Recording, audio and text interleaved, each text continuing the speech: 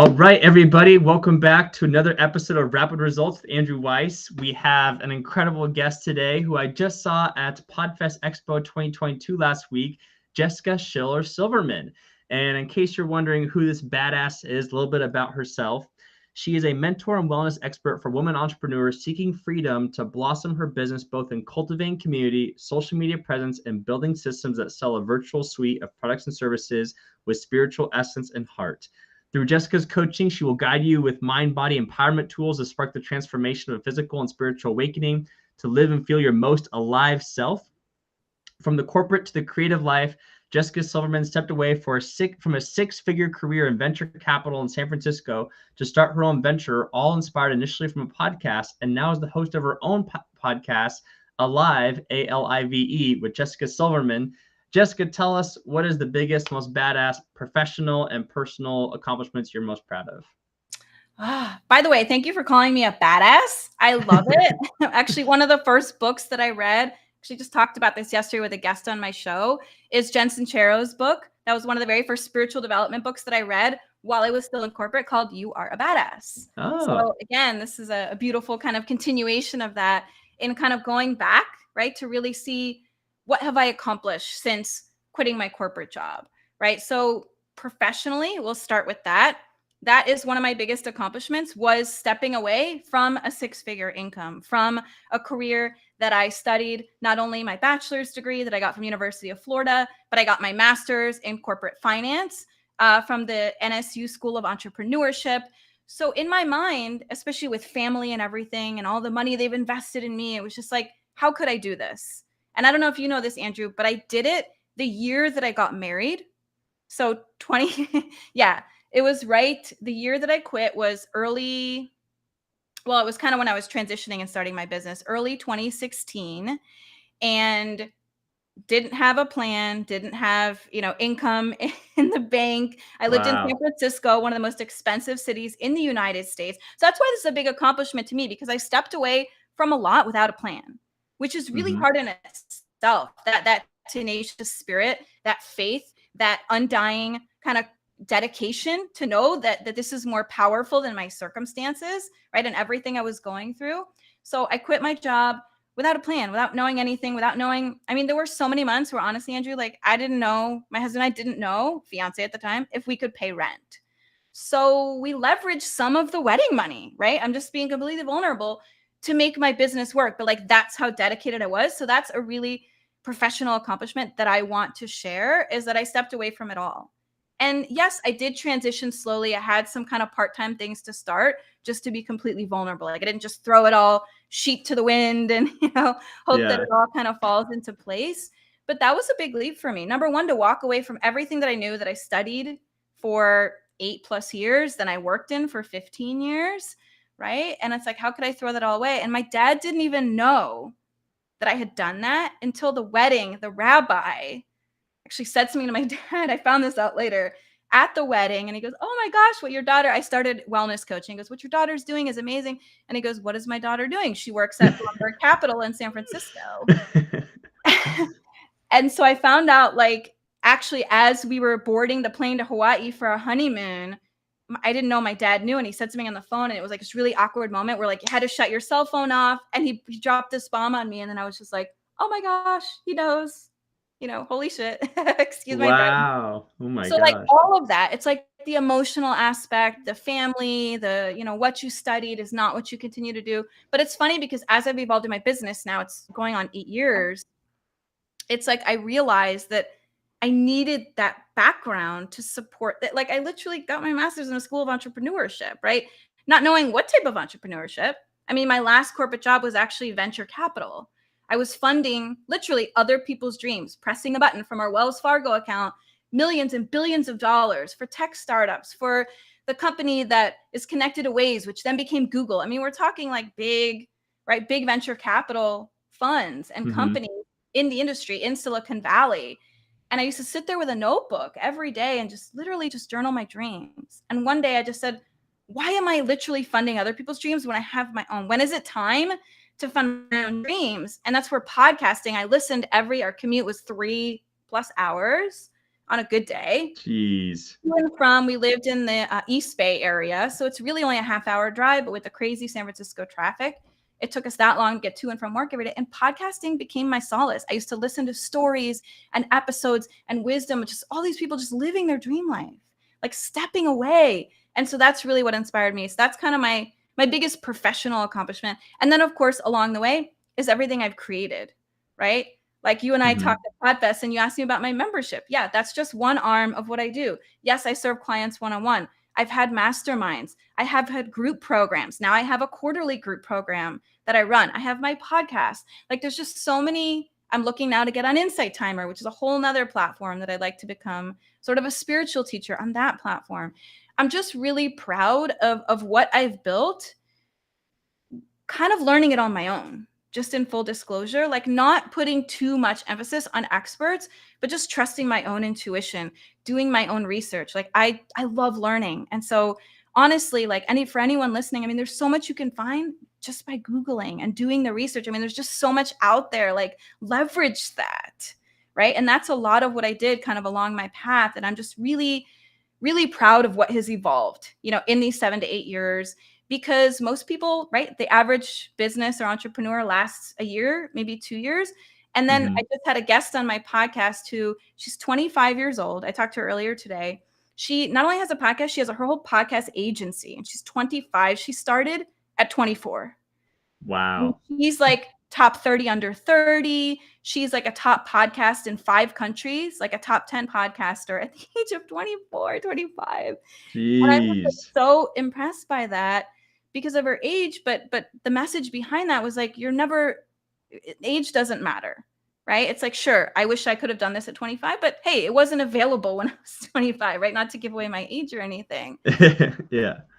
But I'm just proud of, professionally what I've created, but more so the tenacity that I've endured, right? And that's what we were talking about is pod fading, right? How most podcasts only last, so many episodes, and then they fade away, right? But I knew from the very moment, so I told her that I recorded my first solo episode, I knew that I wouldn't become a statistic of pod fading. Like this would be something that would help me build my legacy. Now I'm authoring my first book. I mean, this is just the beginning of a legacy that I hope to leave in my life. Yeah, no, I love that. And there's so many different directions we can take this. And I like how we're diving right into it is that what I imagine is the listener for this episode right now is someone who's also working a corporate job and they're like, gosh, I don't want to work for someone else's dreams. I want to create my own dreams, but I don't have that much savings, or I don't know how to get the savings. I don't know how to be an entrepreneur. I don't know how to quit cold turkey. Because I doubt that you quit your full-time job with $0 in your account and then you hitchhiked your way to San Francisco and then slept on the road for a couple of weeks. Like you had somewhat of a plan when you quit your job, right? Somewhat. I mean, that's a little bit. No, I wasn't hitchhiking on the side of the road like a lot of people do in San Francisco, or living, out of a van or anything like that. I mean, I did have my Christmas bonus, which gave me about 3 months worth of income to live. So I gave myself that. My husband actually quit his job too at the same time. So It did put us in a really uncomfortable position. But yeah, my leverage at the time was the 3 months. And like I said, whatever came in like wedding money went back into my business. Right. So it sort of was divine. It seemed like the wrong time, but then the right time, right? Because a lot of people use that to buy, kitchen. I mean, and you're planning your wedding too, right? Like kitchen accessories and a home. And it's like at that moment in my life, I just surrendered that because my business was my priority. Right. And I also had part-time income. So I think that's really important and that's why I never recommend to my clients, like, yeah, fuck it, quit your job. Like, plan, like it'll work. And I'll just pray and meditate and, everything will be okay. Like, I believe in a little bit of structure and a little bit of spirit, right? Having that faith. So have a part-time plan, or as I always thought about, use your corporate job as your investor. Like if you could shift your mindset to that perspective, I literally saw my corporate job as I was transitioning or thinking about quitting right before I did it as my investor, instead of saying, oh, I hate this job. Oh, this is just a means to a paycheck or to pay the bills. No, they're investing in my future business. And I think that mindset shift is monumental when you're thinking of transitioning. Interesting. I like that understanding, because I haven't read the book yet, but I've heard in the book Shoe Dog with Phil Knight, like he literally, even though he literally started Nike, one of the biggest companies in the world, he didn't leave his full-time accounting job till he was like 35. And up until then, he was still living with his parents in their basement, like while you're building one of the biggest companies in the world. And so I like that perspective that it's okay to fund your business, your full-time job with other part-time job working for other people, essentially. So I like how you reinforce that. And speaking of investing, how did you know what to invest in or how to invest your money to make sure you were building your business in the beginning? Like, how did you know where to send your money to make sure your business was growing in the beginning? In terms of like in the stock market or like investing in programs and structure in my business? Program structure, stuff like that. Yeah. How did I know? Honestly, Andrew, it's a combination of like doing the right research, right? Like testing, like for instance, a lot of programs and platforms, they give you a free trial, right? So leverage that for the month, test it out, right? See if it speaks to you, right? Because even with the clients I work with now, I could recommend, for instance, MemberVault, which is where I have a lot of my programs and courses and offerings all in one centralized hub. But some of it doesn't speak to them. They're like, oh, what about Kajabi? Or what about this program, right? Or, should I be on Facebook, Instagram, YouTube? Like, what is the right platform? I really think there's a part of research that goes into it, right? To see if, it's cost effective, if it works for you, if it really just resonates with your soul. Like, for instance, I'm not on Facebook, just full disclosure, as much as I was when I started my business. My whole business was started on Facebook.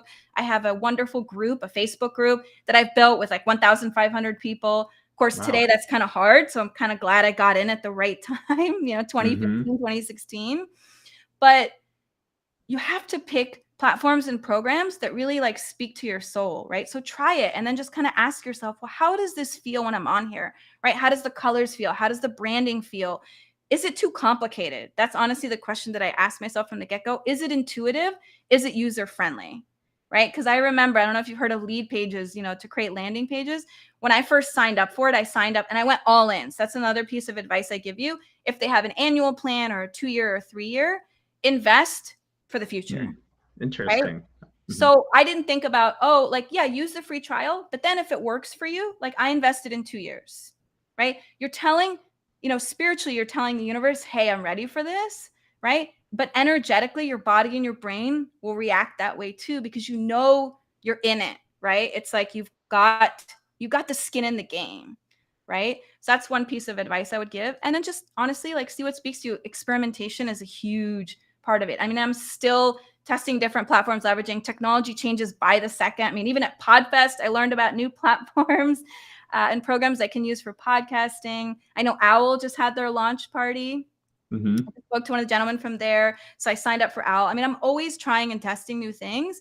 But at the end of the day, I also look for programs that integrate well with each other. So I'm not trying to manage, 10 different things at once. MemberVault speaks to ActiveCampaign, speaks to this social media platform, which leverages with Canva, right? So it's all integrated well. So I don't have to use programs like Zapier or something like that, where then you have to create Zaps and this whole kind of funnel and formula. I'm a simpleton. So like KISS is always my motto, like keep it simple. I like that. And which investments or resources or tools have been the most beneficial to your business to help grow you, out of curiosity? So I mentioned it earlier, but MemberVault has been a game changer for me for many ways. And the amazing thing about it, you're from Oregon, right? Portland, Oregon. They're from Oregon as well. It's a husband and wife couple. So I've been with them from the ground up. And then I invested as soon as there was an opportunity back in 2018, I believe, 3 or 4 years ago, to be a founding member. So I'm not just saying this because I'm a founding member. Like I've already paid it off. So it's like, I can invest in anything at this point, right? I'm not continuing to pay for it. But I went, again, all in, all skin in the game, because I had tried and tested it for 2 years. It literally hosts everything. So when you say, what is my website? I send you there. And it's like a playground. It's like they call it the Apple Store experience, where once you go there, you can try the iPad, the iPhone, you can test out different accessories, right? There's a blend of free and paid programs, right? The paid is kind of grayed out. The free is kind of there for you to download. I think it really gives you a good sense of who the person is, what their branding is. You can add everything for your podcast, your one-on-one programs, literally everything that you offer all in one centralized website. So again, it keeps it simple. It's super easy to use. And the couple who create it, they're consistently adding new and new features and programs. So now they're adding a community component to it. That's pretty new. They're adding a blogging feature. You can host your blog on there. I mean, they're just continuing to listen to customer feedback and then implementation, like immediately or within 6 months. So I think that's really priceless, especially in today's society, the customer service, the wisdom, the technology, the ease of use. For emails is ActiveCampaign. That's the second actually email platform program that I use. It started on Aweber, and I just love it. I mean, the automations that are capable with ActiveCampaign, it works seamlessly again with MemberVault. So that's really been a game changer for me. And in terms of social, I mean, I'm big on Instagram, but I'm looking now to get more on Insight Timer. It's an amazing platform. There's so much you can do with it. I'm listed as a teacher on there, but now I'm looking to set up going live on there. So it's just, for me, especially in the spiritual space, it's a wealth of opportunity on that platform. I love that. And how did you learn? Did you learn sales at your previous job? Did you do anything sales related? Nope, I was a behind the scenes girl. Because sales guys, I prepared the numbers for the sales guys to present. So I didn't have any of that in my background. I mean, outside of, I went to business school and I learned, traditional marketing and all of that in college and in my master's program, but not in my career. No, I learned all of that through experience, on the fly. And something that I preach about all the time, and I'm sure you've heard me say this before, to me, it's not sales, it's sharing, right? Like, your business is an extension of your energy. Your greatest currency and your greatest resource is your energy. Like, if I could have $1 for every time somebody said, "Oh my God, Jessica, I love your energy," right? I used to get offended by it. I'm like, that's all you think I am? I'm just good energy. Don't you know what I offer, right? But that's your currency, right? Because someone doesn't invest in your program. They invest in the hope that you can help them get the results. They trust you. So I just think that is your greatest currency and your greatest resource to leverage. Well, and how did you learn to get such good energy to bring that authenticity to get people to buy from you? Honestly, just being vulnerable and sharing my story. And that's why I speak a lot about mental health, because that, especially now, I mean, I didn't start that way. I started with wellness and then I moved into entrepreneurship. I kind of pivot based on what my audience is asking for, right? So like attracts like. And it's not like I'm just speaking to what people want. I always tune in to see if it resonates with my soul and my story behind it. Like, can I authentically speak to this? Right? So I started with wellness coaching, which was more centered around holistic wellness and healing. Then I had all these women. I noticed all my clients are like, "Hey, how did you start your business?" I'm like, "Aren't we working on wellness?" And they're like, no. What you've done with your business, it's amazing. Like, I want to learn from that. And so then I spoke to myself and said, well, can I teach this? Of course, because I've lived it, because I've done it.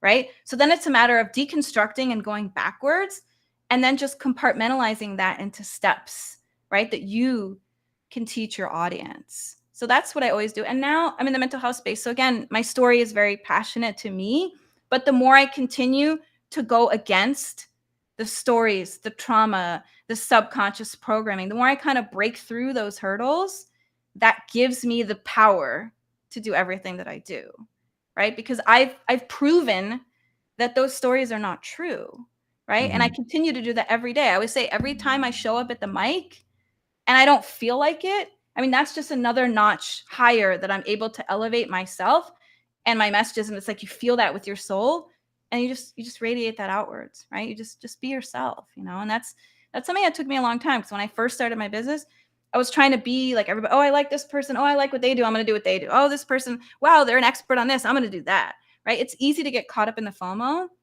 And the more I've just kind of stood in my own power and spoke my own truth and my own story, and not worry or give a hoot about cancel culture, what someone's going to think, it just becomes stronger and more resonant. I love that. I love that. And I know that is one of the top things that people struggle with, is caring what other people think. And it's a double-edged sword, because you need to care, because that's how you get people to buy from you, but you also can't care because you have to live your authentic self in a way. And speaking of feeling, so talking more about mental health, some people say that success in life is 90% mindset and 10% skills. What are your thoughts on that? And how do you make sure that you maintain your good mindset and strong mental health? Yeah, and I believe in that wholeheartedly. And just to go back to what you said before, it's not that I don't care what everybody, it's that I don't care what, actually, sorry, I don't care what everybody thinks, Yeah. right? Yeah. Because if you try to speak to everyone, like they say, you speak to no one, right? So it's not that I don't care about anyone, it's I don't care about everyone, right? Yeah, Because I like that. like literally, you can't speak to everyone. Like I actually just said this to my guest on the last podcast episode that I interviewed, the expression that says, you can be the juiciest peach in the patch. And guess what? Somebody's not going to like peaches, Andrew, right? Yeah. You Yeah. might be the peach that day that just doesn't, right? So it's like, if you get caught up too much in that, you lose the essence of like your own authenticity, right? And your own inner power. So I just wanted to speak to that. But your statistic, I believe that, if not more, right? So you said Really? 90-10, 90% mindset, 10% skill. You can't do the skill, take the intentional action, right? The 10%, if you don't have the mindset behind it. And I'm speaking from a mental health perspective, right? Because there are so many points on my path when I started the last 2 years of my journey where just in complete vulnerability, I was stuck in the abyss, in a deep, dark vortex of daily depression, panic attacks, anxiety. I call myself high functioning. So I was still able to do the thing, but that 10% was not a full 10%. It was like I literally was giving the residual whatever I had in me, right? And that was just a battle in itself, right? So if you're in, first of all, if anyone's in that place, just know you're not alone, right? Give yourself grace. But I think the mindset, and that's what I do with all of my clients when we start on a 3-month package or 6-month, whatever we do, or even one session, it all starts with the mindset around it. What are the stories that you tell yourself? What have you tried before that you feel it didn't work, right? Because again, they're all stories that we tell ourselves, right? Oh, this isn't for me, or oh, I'm not meant to do this, or I'm not a speaker, I'm not an author, I'm an imposter, right? So to me, the mindset is everything, because that 10% can't happen without it, right? It's almost 100%, but of course, 100, we need some part of, right, taking action to make that work. So I would say more 95-5. Well, that's interesting. You mentioned how you're high functioning, anxiety, depressed a person. That's an interesting topic because a lot of people feel like they justify reasons holding them back from what they want to accomplish in life, what they want to do. Like, oh, I would do that, but I grew up poor. I would do that, but I'm depressed. I would do that, but I'm anxious. So how do you make that switch that like, yes, I'm depressed, yes, I'm anxious, but I'm still going to do it today anyway? How do you navigate that?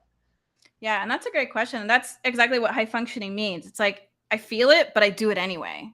Right. And it's funny because I was when I was at Podfest, actually, in our VIP room where the coffee and the drinks are set up. Mm-hmm. And it's weird. It's like, I always say God, universe, spirit puts you in a certain place at the right time. So I don't know what led me. I think my husband said, oh, can you get me a coffee? I went in there and I heard a girl standing around the cooler saying exactly that. She goes, to someone else, I just realized? She goes, I have high functioning anxiety. And that was like right after I did my talk. So I said, I don't mean to interject, but hey, you're not alone. Like I have high functioning anxiety too. Right. And so that's my point in that whole story, is that that's sort of the first step, is finding the community, right? To know you're not alone. Like I wouldn't have been able to work through my depression and my anxiety, which you call like little T trauma. That's kind of the everyday that just kind of stops you and keeps you stuck. If I didn't have help, resources, mentors, and most importantly, communities that I could connect to heal myself. That's why I've created my own community in the pandemic through my healing. The first year was all about me. The second year, 2021, I said, okay, now I have to help other people. Now I have to take what I've learned in my own journey. And even if there are certain days where I have a migraine or I just don't feel like it, honestly, as soon as I get to the mic and I log into Zoom, like my podcast is called, I'm not being cliche, I come alive because it's my purpose, right? Even I spoke about this at Podfest. I hadn't been around that many people IRL in 2 years. So like the whole experience for me brought up social anxiety, brought up pandemic anxiety, and brought up speaking on stage, right? Which a lot of people have that fear, right? Some of them, they say it's like the biggest fear outside of death, right? Is like speaking on a virtual stage or on a real stage, right? I'd done the virtual stage virtually, but speaking on a stage is something I hadn't done in years. So in my mind, I'm like, do I still know how to do this? Like, Yeah. right? Just all this build up. But I tell you, the minute I stepped on that stage, and then my presentation wasn't working, and it was like a disaster up until the minute man. I started the presentation. But I had to step on that stage and do that to then realize that all the work I'd been doing before gave me the courage and the strength to do that in that moment, right? It's kind of like meditation. Like people say, meditation doesn't work for me. I try. Oh my God, I have so many thoughts. I can't shut off the thoughts. But that's not the point of meditation. Of course you have thoughts. You're human. I still have thoughts. I mean, it's rare that I go 30 seconds without a thought in meditation, right? Yeah. The point is What's not the to stat? silence. Like 45,000 thoughts per day or Yeah, something like that? yeah, like, It's crazy. I think more like 60 to 70,000 thoughts, Wow. 80% of which are negative. No. Yes. For Yes. the average human? The average human. Yes. I mean, of course, there are outliers, right? Some people more, Yeah. some people less. But yeah, inherently we're programmed because in the caveman days, and why is it? It's a protection mechanism, right? We use negativity or kind of this negativity bias as a means to protect. We think we're protecting ourselves, right? But we're really not. But going back to saying more about meditation, it's to build a practice that when you're in that situation where you have to face the fear, you have to face the anxiety, you have to face the depression, you have almost like inherent insurance within you that you've built up over time. You planted seeds, and that's how I can continue to do that. Because behind the scenes, in my own time, every morning, actually, Andrew, for 2 hours, I have a whole ritual of what I do to sort of, in Tony Robbins, prime myself to do what I do, right? If I didn't do that, I would keep getting sucked in to the vortex, right? But more recently, this year was the most kind of monumental struggle for me to work through. The beginning of this year, I had the thing and I was sick. I was out for like a month and a half, and it just crippled me in so many different ways. I was like, I can't show up for my people. I can't, like, I literally felt like crippled from what I was doing. And what got me through that is seeking help. Like I said, I got an Insight Timer, or I listened to a podcast, or I tapped into some type of healing modality that reminded me that there's a light beyond my darkness right now. Like there is hope, right? And I think I posted it on Instagram right after I did my PodFest talk that evening. We went outside. It was like happy hour, and there was a storm and then a giant rainbow. Wow. And like that just reminds me of like, it's like God, universe, like kind of smiling at you, like you did this, right? And here's the hope after the storm, right? There's always hope after the storm, and rainbows, of course, embody that. And then there was another one. It was a double rainbow, which they say is good luck. So yes, the number 2. That's one of your themes, right? Yeah, double. Yep. I love it. So I like that how you say, like, yes, I'm feeling depressed, I'm feeling anxious, but I know there's hope. I know I need to ask for help. Why is it that some people ask for help and seek solutions, and other people, they keep going down the rabbit hole, in the dark hole of just saying, oh, I'll figure it out on my own, and then they think that isolating and figuring out their own is going to help? Like, what is that difference maker, do you think? I think it comes down to one word. I'm going to simplify it. Safety. Safe. They don't feel safe, right? So when somebody doesn't ask for help, I'll say 2 things. The 2, right? The double meaning. Number 1 is they don't feel safe. Number 2, they don't know where to go for help, right? So even a lot of times this goes for mental health, but this also goes for business, right? What programs? Where do we start? What works? What's the best investment? How do I know that this energy is going to be worth the return? I always kind of think in finance terms, right?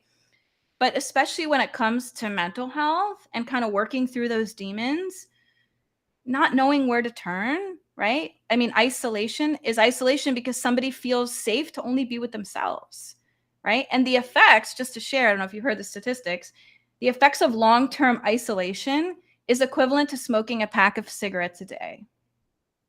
Wow. So even in moments where, I am a ambivert, right? I call myself an extroverted introvert. What qualifies as isolation exactly?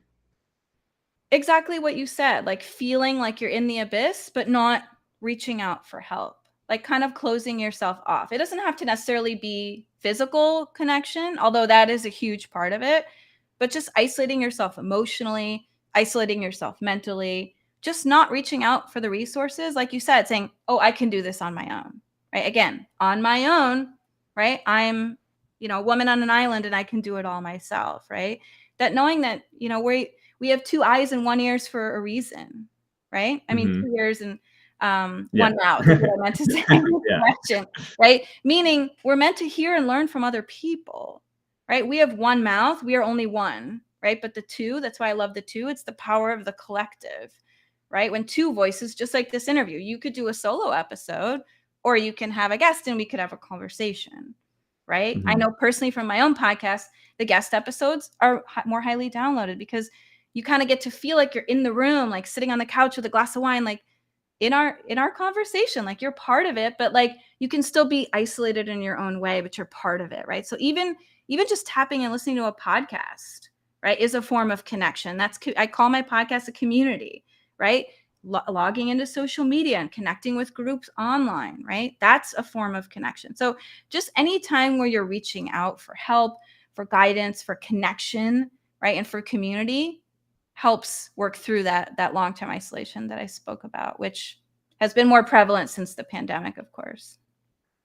So I'm thinking about, I mean, like some people they love being alone, like they love yeah, just hang out by themselves and not spending time with other people. And maybe it's because they're not spending time with the right people in the first place, maybe because they haven't found their passion or purpose yet that in order to serve others. And so I guess I'm just thinking more about that. If you're isolated, it's like equivalent to smoking one pack of cigarettes per day. But you're talking about that sense in the sense of purposefully avoiding recognizing what your purpose is and recognizing who it is that you do want to spend time with. I'm just trying to break that down a little bit. Yeah, just any connection with the outside world, right? And Mm-hmm. notice I said long-term isolation, right? So, hey, I have days where I'm like, I don't want to talk to anybody. I don't want to be, you know what I mean?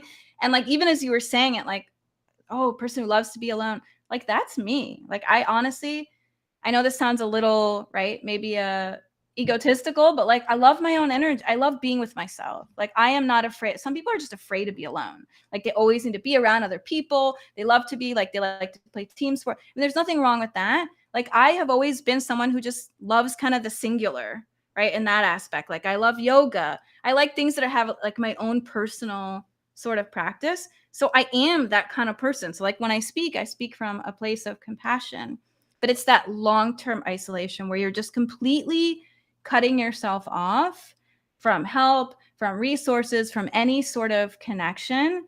Think like living in a cabin in the woods with no cell service for 2 years, right? So is that what counts as long term? It has to be years plural, or can it be months plural, weeks plural? What counts as long term Years. I isolation? mean, I think it's different for everyone, right? I mean, obviously, longer would be more detrimental because it's less and less human contact. But exactly what I experienced, I wouldn't have experienced that social anxiety at Podfest if I wouldn't have not been around that many people for 2 years. Like that was 2 years that I Mm-hmm. wasn't Yeah.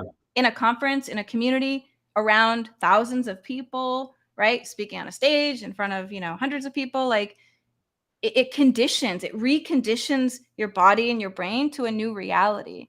And again, there's nothing wrong with it. But if you're trying to accomplish things in the world, this is called rapid results. If you have goals, if you have big dreams, right, you can't do it alone, right? We can't live on an island and accomplish what we want to do to have the greatest impact.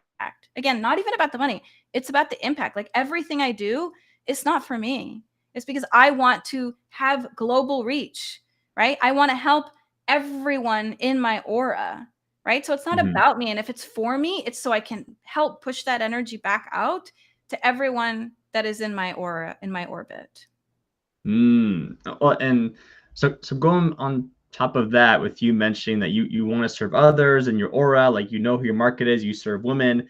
Have you ever experienced any quote unquote haters or people who've tore you down or made fun of you or just hurt you in some way, and while you're trying to promote yourself? I'm curious about that. All the time, Andrew, all the time. I always say, if you don't have haters, you're not putting yourself out there for you know, Wow. you're not being right. Then you're kind of being a people pleaser, right? It's like you speak to this audience, you wear one hat, you know, or one mask. You put on this audience, oh, now I'm this personality, right?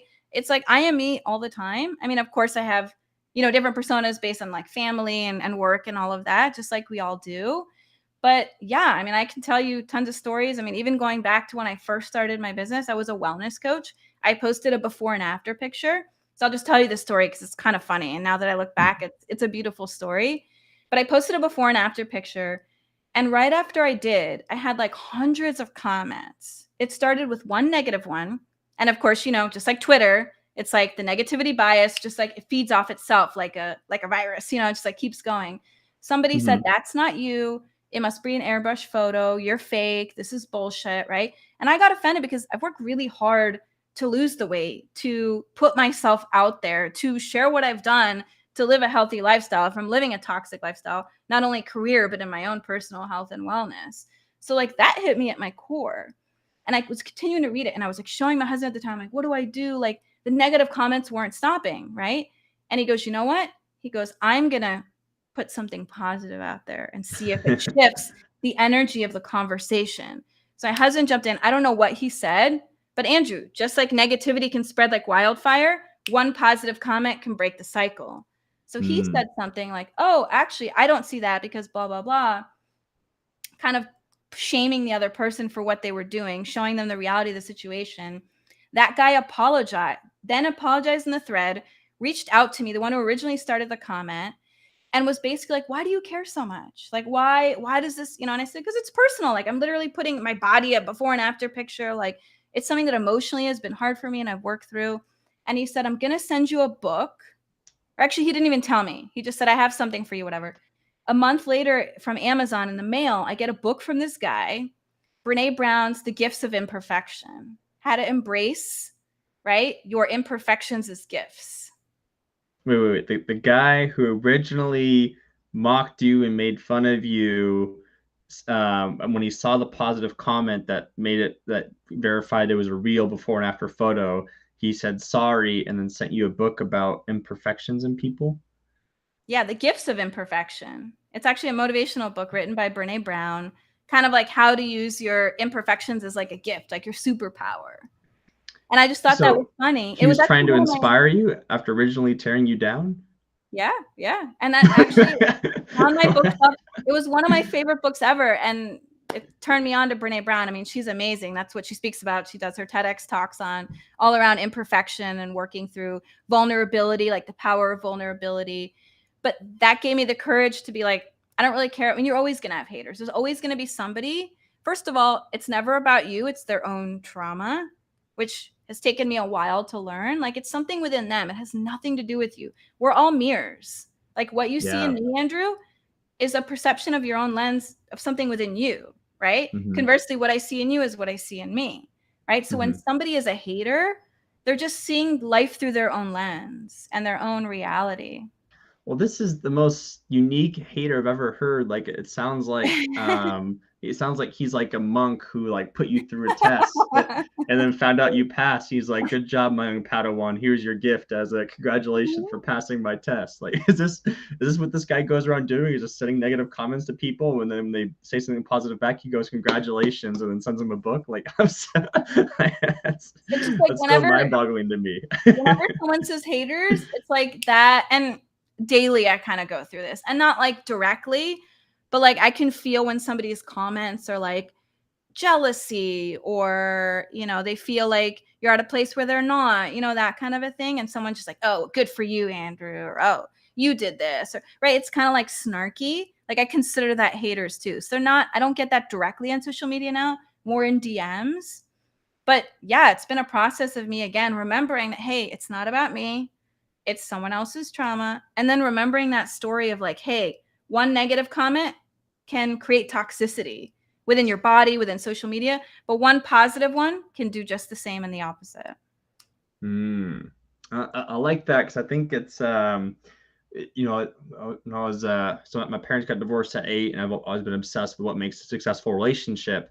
And one of the things I like is that for every negative interaction you have with your partner, you need at least minimum 7 positive interactions. Yes. And I think it's what the mindset wise, I think you only need like one positive mindset for every 10 negative mindsets to offset each other, like because the power Mhm. of because you are like and where did you see that 80% of your thoughts are negative? Where did you see that? It's a statistic. I remember I researched it long ago. I mean, Google it. You'll see it's something around that ballpark, right? It's like 50, 60,000 thoughts per day, like 80, like 75 to 80% are negative. Geez, and so that 20%, you have to really be intentional to really be positive each day because the negative stuff is going to come anyway. It's going to happen no matter what. So Yes. that's so fascinating. Like the importance of like the focus of like, no, I really got to focus on being positive Yeah. today. Otherwise, I'm going to be overwhelmed by my own thoughts, essentially. Yeah. Or just Google the term negativity bias, right? It's like Mm. inherent within us. And I mean, we don't have to know, like go on social media or go in like some of these threads and like you see, or just turn on the TV or don't turn on the TV. But like, forget even the news. I don't know if you ever noticed this, Andrew, but on Hulu or like Netflix, what they showcase, like I've started to notice this more and more because now I'm aware and awake to it all. It's all negative programming. It's like they're pumping these things into your like aura by like putting it right front and center, kind of like a vision board. So it's like every time I log in, it's like the murder of so and so, or the danger of this, or like some kind of scandal like show, or somebody's cheating on somebody. And like, I don't know, I kind of have to believe that to a degree like affects our society, like kind of like what they say about video games, right? How it like makes children more violent. Like, I believe to a degree some people are more sensitive than others. I know I'm one of them, so I can't subject myself to negative programming. But if we already have a biological negativity bias, then society, right, follows that formula and creates more of that negativity, right? In what we see, what we watch, what we tune into, that feeds the beast, right? That's interesting about what Netflix promotes because I would say Netflix is based on the algorithms. So I'm assuming you have watched a scandal show or drama Never, show at one never, point. never, Which shows do you normally watch? Like nature never. shows I mean, or like which was? on the bottom, the algorithm works where it says like shows you might like, but I'm talking about Mhm, like on Amazon when you turn on like we have the Fire Stick, what they're showcasing. mhm. It's always either it's something like the theme of the month, like okay, now it's Pride, that's awesome, like I'm all for that. But Yeah. it's when they show like these like documentaries or whatever's kind of happening in the media, it's like they're showing it to you on your Netflix, Hulu, whatever programming is. Amazon. Amazon's really good at that. So it's part algorithm, but part programming, kind of like Facebook, right? Where it's like they only show you certain things and certain people, right? A lot of it could be paid ads, it could be like part algorithm, right? But I do believe some of it is intentional to feed a certain narrative and a certain agenda. And that's where we It's kind of have to protect our peace a bit.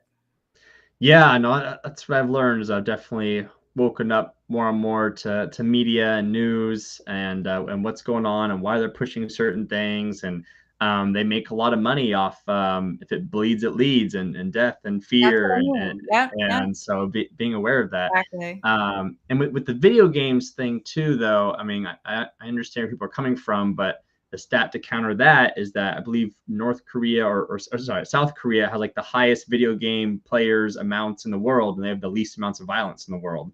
And so I don't think video games correlates to video games, I mean, to violence, but I mean, I'm No, sure no, there's not probably directly, but discussion. it's also Yeah, culture, right? Like, I mean, look at yeah, American culture and look at Korean culture. You know what I mean? Like the that's East true too. versus the West, right?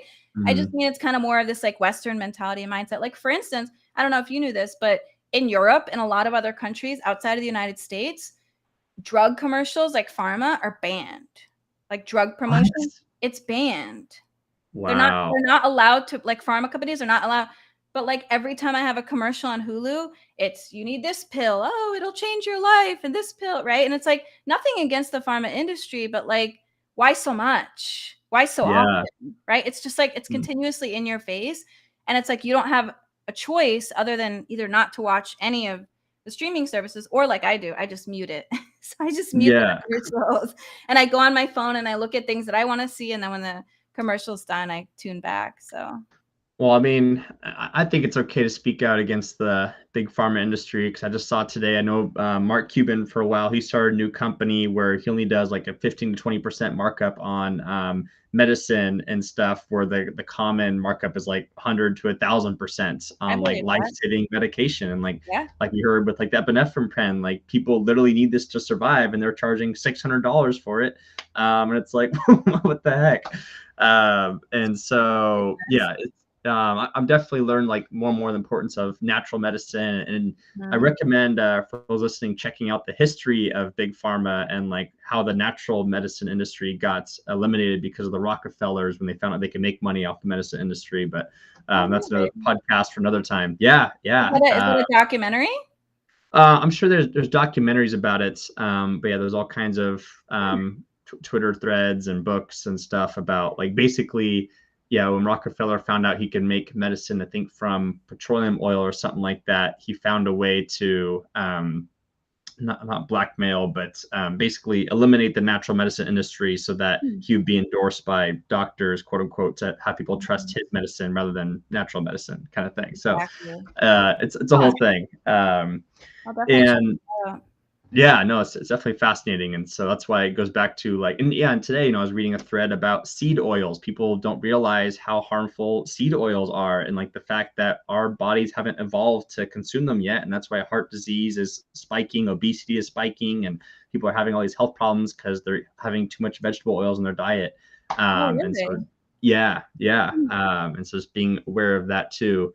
Um, and so, oh yeah. So anyway, so circling back to, your journey though, and talking about that. So what was like the moment for you where you're like, oh my gosh, like I finally made it as a full-time entrepreneur. I don't have to stress about where my next paycheck's coming from. I don't have to, well, I mean, I guess as an entrepreneur you always have to quote unquote stress where your next paycheck's coming from, Right. but like when could you take your stress levels down a little bit for saying, oh, I got this now. I know what to do. I know what it takes, and I can maintain this as long as I want, essentially. Oh, that's a good question because there's been so many points I think in my path that I was like, yes, I made it.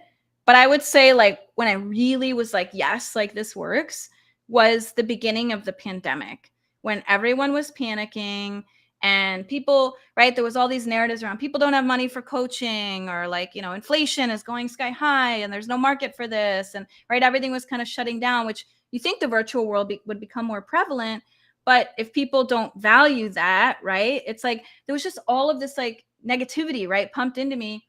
But I not only sustained my business, but grew my business, right? So it's like through Wow. the challenges, I was able to pivot, right? And start new programs, start new offerings, connected with a brand new community, other communities that I leverage, right? So it's kind of like when I was completely virtual and knew that, like, hey, everything's shut down. Like, I can't do stuff out in the world, only in this world. That I was like, yes, because if I can make it only in this world, then I can make it when the world opens up here and there. So that's what really spoke to me. And I think in one of the most challenging times that we'll ever experience this society. Like I often think to myself, like, what are people that never lived through this going to look back and watch like TV and documentaries on this? Like, what the hell are they going to think? Like, oh my God, this is how those people had to live. Like, that's terrible. So Yeah, and just out of curiosity too, have you reached your previous corporate income, or are you getting close, or or I'm curious about that. yes, definitely reached my previous corporate income and Woo! continuing to grow. So yeah, That's from six to exciting. now, as one of the guests that were at my talk at Podfest, she was like, from 6 to 7 figures, and I'm like, yes, I left my 6-figure income. Now let's work towards 7. So absolutely, and it's been just such a blessing. And yeah, like any entrepreneur, like you never really know, right? I mean, it's not certain, and I think that's what, speaking of mental health, causes a lot of little t trauma and kind of discord within a lot of entrepreneurs. It's the uncertainty, it's the instability, right? But on the beautiful side of it is there are ways and systems you can create. Again, why I love MemberVote, why I love Active Campaign. You automate so you don't have to always be in it, right? There are months or downtimes where you just can't be here, but you still have systems and programs and people kind of working for you in the background to keep it going. No, that makes sense. And how did you figure out, because what I've learned too when it comes to growing your business is that usually the top thing you can do is charge more and Mhm. increase your pricing and services. So tell us more about the journey of what you first charged to work with someone, and if you're comfortable sharing what you charge now and what that journey looked like. Sure. So I'll share that I use energetics, as I do in everything that I do, in my pricing, right? So Hmm. 18 is a number that is very resonant. I mean, 2 is, but 18 is my main resonant. It means in my culture and in my tradition, life, right? My podcast is called Alive, right? Coming alive. That's the whole story of my journey. And what I help other people do, right, is come alive. So all pricing is in denomination of 18, right? So obviously it depends on the offer, right? My one-on-one coaching is the highest ticket investment, right? Whether it's a 3-month or a 6-month package, it's all priced in denominations of 18. Now, what I did Hmm. do in the pandemic, kind of speaking of that, to help really everyone that needed it without someone feeling like they couldn't afford it, is I did sort of tiered pricing, right? And that's something that I continue to do for people that, because I don't want somebody in an underserved or an underprivileged community to feel like they can't get the help. So I have tiered offers, right? So from a lowest ticket offer, which is my business membership, which is $54 a month, that's 3 times 18, right? To Hmm. then obviously higher ticket, which is like 5,400, right? For a Hmm. one-on-one package, everyone feels like they can access me in some capacity, right? Because even in my membership, you have calls with me, you can message me, you can email me, right?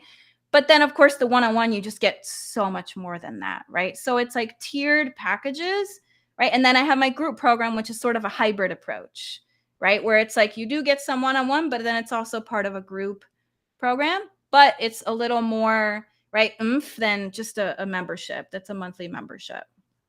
So I think that's really important. And all is priced in denominations of 18. So I always tell my clients, with like, what do I price? And I'm like, pick a number that like speaks to your soul. Like I have a client that loves the number 3, which Hmm. 18 is obviously 6 times. That's the root number is 3, but she always says Hmm. all good things come in threes.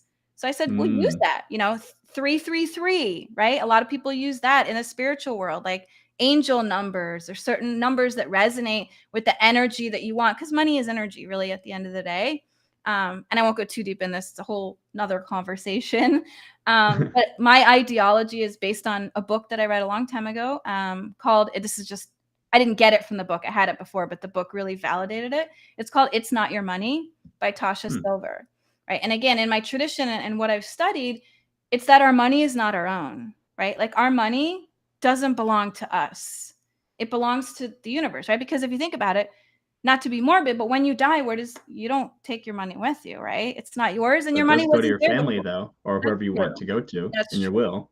That's Hmm. true. That's true. But I just believe that it's part of like something bigger, right? And so I really try to think about that in my pricing, but also give opportunity through this tiered approach that anyone can have access, right? That like, okay, if one-on-one coaching is something that's too big and too grand, well, maybe just try with a session, right? One session is 540, and then, hey, if that doesn't even work for you, well, then I have payment plans. We can spread it out over 3 payments, or even I've done over 12 months to really like make Wow. it affordable for somebody that couldn't. And you know what? People do. They make the commitment, they make the investment. That investment fuels what they're going to do, which helps them make more money, right? And so again, it just kind of fuels the energy that you're putting out there. And how did you discover who you wanted to work with and who you can help? How did you discover that?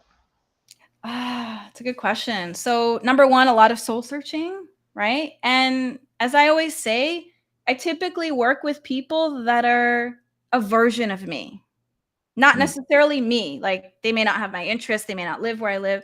Their trauma may not even be the same, but like we resonate for some particular reason. Like I see a piece of me in you. And I always teach that to my clients. Like your clients are going to be you of the past that needed help, that didn't know the way, that needed to know kind of that next step. And even right now I work with a coach. We always joke cuz it's my second male coach actually, because I always said I help women, so I need a woman coach. And then I tried it last year. I worked with a shadow worker who was a male. What's a shadow And worker? what's that? What's a shadow worker? It's a therapist or mentor that helps you work through kind of your trauma and so the dark moments of your past. So it's kind And of they're like called doing a lot shadow of the workers. yeah, they're called Interesting. shadow workers. But Ah, now I'm working with more of like a business coach and through some of the, strategic things of my business. And we had our very first session and he was just like, oh my God, it's creepy. Like you're me. Like I've never even met literally me. And it's weird because he's lived a different life. We have a different past, a different background, but it's like at our core, like we're kind of the same person. And so I always say like, that's who you speak to. But I started with like journaling, kind of like, I know it sounds cliche, but like, who's your ideal avatar? Like really just painting the picture, like, what's there, like starting with one person. Okay, his name is Andrew Weiss. He's this amount of years old. He lives in New York City. He's engaged to so and so. These are the books he reads. These are the magazines, that he loves. This is like really painting that picture. So when you're recording the episode, creating the piece of content, creating the program, you just envision that person in your mind and say like, this is who I'm here to serve. wow. I love that is because I think that's what people forget as well is like, I know it goes back to like the yin and yang, the balance of like, yes, you want to heal your traumas so you can become successful, but you also don't want to let your traumas hold you back from being successful. Yes. But then of course you also hear stories about people who don't heal their traumas and become successful anyway. Then because they didn't heal their traumas, they're like, they Yeah. collapse and everything crashes down on them. And so how about when it comes to deadlines and timing? I know like, some people say, oh, it's all divine timing. But that's what's tricky about life is what's free will versus what's fate versus what's destiny. What is your perspective on creating timing and deadlines for goals and achievements that you want to go after? Yeah, it's a really, really great question again, because I speak about there's two elements of time. And I'm going to bring some esoteric aspect Yeah, do it. into this, Go for it. some lofty concept that some people are like, what the hell is she talking about? But I believe in it and I've experienced it. So I can actually tell you real life stories that prove it. So there's two types of time that I believe we live in, right? So we are souls in a human body. That is the spirit, the divine time, which they call kairos. But then there is the logical time that actually man created to understand the world, right? Because our ancestors, we didn't have clocks. If you go way, way, way back in time, they told the time by the sun and the moon, right? Nature told our time. So we weren't so ruled by like, oh my God, it's 4:30 and I haven't done this, or I have to get up at this time to be, right? To me, those are stories. And I've proven that over and over again, because if you tell yourself you have a week, you'll take the week. But if you tell yourself you have an hour, you'll take the hour. So my point in all of that is that's a blend of kairos and chronos. Think chronological, which is logical time, right? So we are humans. We are souls in a human experience in a human world. So can we completely live in divine time? No, because again, that's not, like you said, the yin and the yang. That's not the balance. Yang is the chronos. That's the chronological. That's the structure, right? We need that. But we also need some kairos. We also need to believe in that sort of esoteric, lofty, right? Wayne Dyer actually says, I don't know if you've ever read any of his books, but he has these prompts at the end of the book. And he says, if you never knew what time it is, how would your life would be different? And that really spoke to me, because time is like my crypto. I mean, it's something that cripples me. Like I'm always like, I never have enough time. I never have enough time. And I want to do this and this and this. And it creates so much anxiety. But honestly, Andrew, if I didn't look at the clock, I probably would get more done. So like, I do believe there's an element where time becomes so confining if you let it. So it's a blend of this kind of divine, right? So it's the same with my programs. Like I'll set a date that I want to launch, but I also leave some room in case something happens, right? In case I don't get the numbers or the people, right? I try not to set this hard, fast date. What I do set the chronos on, though, is the amount of people I want in there, the amount of money I want to make, right? On a particular, like those type of goals. But the time, right? I mean, time really is infinite in our universe. And, we like to think that we're in control of so much as human beings. But honestly, as Deepak Chopra says, we're 0.00001% of this whole universe. Like we're honestly like nothing but a speck of dust. So like knowing that, it seems confining, but actually to me, it's beautiful. It's like there's infinite possibilities. There's infinite time. It's only the limits you put on yourself by looking at the clock and letting it control you that makes the difference. So what's the quote again? How would your life look if you'd never looked at the time? Yeah. Yeah. Interesting. And what Yeah. book was that from? It's Wayne Dyer's book. I think it's called The Key to Happiness. Oh. Let me see if I can find it. Give you the exact. I just read it. I just finished it recently. But there are some really like like really just like mind deep questions, like mind-blowing questions in there that really just like contemplating life, right? And they're like game changers. Like for me, I was having a lot of sleep issues because I kept looking at the time. Oh my God, it's 2:00. Oh my God, oh my God. And then I'm gonna only get so much so-and-so sleep. And it's like, that's so constricting. Like if I didn't know, then I could probably just fall asleep right away because I wouldn't have all of that mind chatter, which is based on the clock and the time. And Well, I know that's tricky too because your body adjusts to consistency too, and so you do want to be on a consistent schedule, so you don't go to bed at totally. 2 and then wake up at 7 and then go to bed at 5, wake up at 12, like Yeah. so. But yeah, that does make sense too. Is like, I still when I was the Calm Map, one of their top meditations, as I still love, is just like when you feel hungry, eat. When you feel tired, sleep. When you feel thirsty, drink. Like life's simple. Exactly. And just like remembering to focus on that. So you have a 2-hour morning ritual every morning. What does that consist of? Yeah. So I wake up and I have a hot cup of lemon water, which helps Do kind you of wake up with a timer or naturally? naturally. So I did do the timer for a while. Actually, so it's a blend. So my husband comes in, he gets up earlier, he Mhm. wakes me at a certain time, but then I ask myself the question, am I ready to get up or do I feel like I need more sleep? And so 99% of the time I don't get up. I was gonna say, yeah, I feel like you wouldn't, yeah.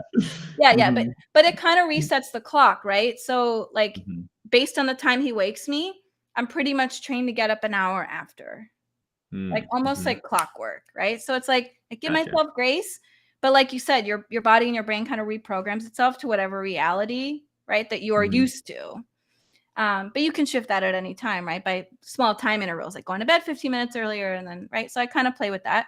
But yeah, I give myself the grace because I'm like, you know what, Andrew, I became an entrepreneur, so I didn't have to wake up to an alarm. Like that's Yeah. one of the core reasons. And my client actually said that she just quit her corporate job full time, and I said, "What are you most looking forward to?" And she said, "Jessica, I don't want to set an alarm." And I said, you don't have to. Like Uh, you don't because mhm. guess what? I could work till 10:00 if I want. Like who says I have to be up early, right? Like that's just Yeah. like what society's conditioned 9 to 5 or 9 to 7 or whatever. So Mhm. I don't set an alarm. I get up. I have a hot cup of lemon water. I don't touch my phone for at least the first hour. My cell phone. I have my iPad, which has no programs on it except for like just basic. It just has Wi-Fi, basic Google search, and Insight Timer. That's the only apps I have on there. I open Insight Timer, which is the most amazing platform in a wealth. I think there's now over 150,000 plus more free. It's the largest library of free meditations in the world. It's called Insight Timer? Insight Timer. Okay. Yes. Mhm. Katie Cremizzo, she's on there. She's got like Oh, tons of, nice. yeah, she has so Yeah. many of her meditations. I actually talked with her about Insight Timer at Podfest. Oh, perfect. Yeah. So there's guided meditations, talks, anxiety therapy, I mean, sleep, music. There's live sessions you can tune in at any time for like yoga or breath work. It's all free. I mean, you can upgrade and have a $60 a year membership, which is still really inexpensive. But anyway, I use that to meditate, typically for 10, 15 minutes. I mean, 30 minutes if I have more time in the day, depending on what I have scheduled. I meditate. And then I kind of have this ritual where even before I meditate, I just kind of sit there. It's called like a tea ceremony, the Japanese call it, but I hold my hot cup of lemon water, just a moment of mindfulness. Like I drink the water, I appreciate the water, I look out the window. I have this beautiful Poinciana tree, which is in full bloom this year. So I look at all the pretty red flowers and the sun. And right, as a holistic Hilda, which I just had her on my podcast, as she says, sunrise before screen rise, right? So get your eyes Mhm. exposed to natural light. So I go to the window. Sometimes I open the window, get some sun. I meditate. Then I come downstairs and I do some mantra meditation. I have an abundance mantra it's just a video I play on Google while I'm making my coffee. It's 10 minutes and it's a mantra. So sometimes I say it, sometimes just hearing it subconsciously helps reprogram your brain. And then I come downstairs. I have books I read. I do journaling. I pull tarot cards. So yeah, all of that typically takes about 2 hours a day. Every day, Monday to Friday? Yeah, actually yesterday I had an earlier call that was kind of like an unusual, and I didn't have the last part, which is the reading and the Andrew, it affected my whole, like I was just off. Like I was like, oh my, and it even kind of affected me this morning. So today I was like, nope, need that extra hour. Like I only had an hour of the 2. And I just believe, if you don't have the time, get up earlier. You don't need the 2 hours to start. I started in my corporate job with 5 minutes. So out of everything I do, I just had a 5-minute meditation, and I read one passage a day from Mark Nepo's The Book of Awakening. It was like a passage a day, like kind of a quote and then a mantra and like a little fable lesson. That's all I had. It was about 5-10 minutes a day. Interesting. Oh, I like that. Well, as we wrap up here, I have a few more questions here. What do you think are the non-negotiable actions as an entrepreneur to be successful? Ooh, non-negotiable. So to me, social media, unfortunately, it's a double-edged sword. It's a non-negotiable to continue to show up for your audience.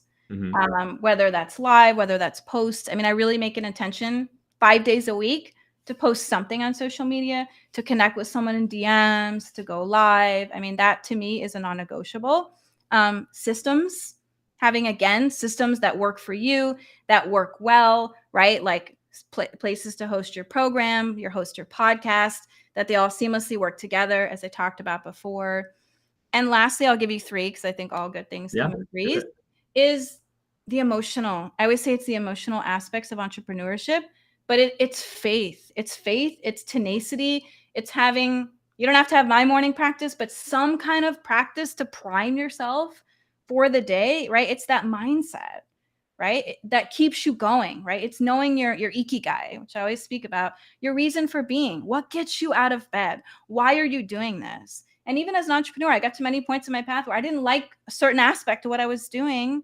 So I had to reevaluate that why. If this particular program or this platform is no longer speaking to me, don't be afraid to pivot and surrender that and try something different. Oh, I love it. Well, Jessica, this has been amazing. Thank you for coming on today. Yeah, thank you. What are some of the 2 last questions? What are the best ways that people can contact you, get a hold of you, and reach out to you if they want to connect with you more? Perfect. Yeah, I think I sent you some of my links if you want to link that up in the show notes. But the best places to reach me, I hang out most on Instagram. So at Mozen, MOZEN_wellness. My website is jessicasilverman.vipmembervault.com. And I'm giving a freebie, if I can share that here on the live. I spoke a lot about Ikigai, not even intentionally. I forgot that I had given you this, but it's something I speak about every day. You go to bit.ly/Ikigai Magic. It'll give you a taste of answering sort of these 4 empowering, life-changing questions to help you know your Ikigai, right? It's time to find out why your Ikigai. Why are you here? What gets you out of bed? It's actually a great commercial too. If you go to Google, it's a Nestle commercial. Japan is a blue zone, right? Meaning these people live the longest. They have the greatest longevity. And it's because they know their why. You see the fisherman, he says, this is my Ikigai. And then you see the entrepreneur, this is my Ikigai, right? Like it doesn't matter. You could be a janitor and that could be your Ikigai, right? We all have our purpose and our reason for being here that brings us inner peace. So I love that. Well, thank you for sharing. And then last thing, Jessica, what is the number one takeaway you want people to have from this talk today about, just everything we talked about? What's the number one takeaway you want them to have? Ooh. Mental health is everything. I mean, I know that sounds cliche. I actually posted my own quote on Instagram last week that mental health is the root of all our suffering. It's at the core of all our suffering, right? Even the violence you see in the world, even, the discord, any of that, right? If you boil it down, what creates that discord, it's mental health. So that's what I really, right? Not to be disempowering, to be empowering, that the more we work on this, the more we speak about it, the more we stop the stigma, we all heal as a collective. I love that. Well, thank you for coming on today. This has been amazing. I know I learned a lot, and then I'm sure people are excited to chime in and learn as well. And remember to reach out Jessica at Mosen Wellness. This concludes another episode 22, Jessica's Magic Numbers on Rapid Results with Andrew Weiss. And we'll see you all next week. Cheers, y'all.